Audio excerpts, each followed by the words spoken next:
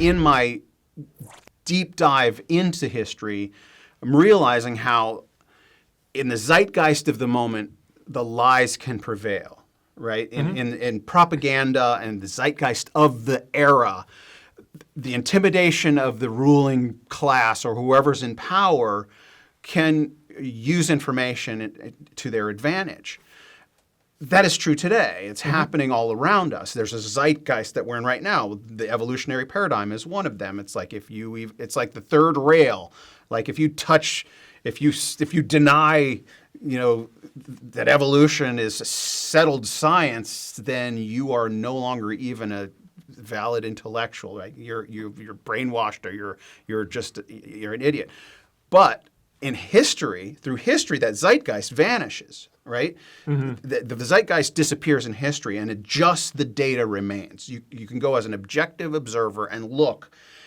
And with the advancement in technology, I believe that time period is shortening, right? That the zeitgeist, the faster information comes out, the zeitgeist of the moment fades. So, for example, I don't want to use political. Well, it does pose a different problem though, because one of the things I always love about, or as I look back in retrospect, is science is always taught. People believe this, and then Dalton came along and proposed the atom, and then people thought it was an atom, or whatever it was. There's these various things that were markers. It's like somebody did this seminal experiment, and then that's what it is.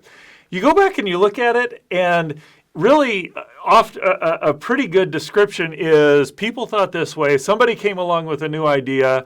The evidence for it grew, and the people who believed the old idea died off, and the new people were trained in the new idea. So it's not, if you want to be really cynical, it's that nobody ever changes their mind, which I think is a wrong way to look at it. But it's also wrong to think, you just put the rational best explanation and everybody adopts it. And so you've got this mix there. That's true in evolutionary theory and all of these. So the technology may accelerate how quickly we can change it, but there's what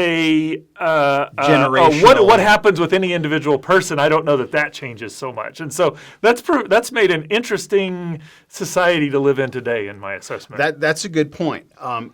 But at the very least, a generation from now, that this information, those who are being honest and objective, will be there.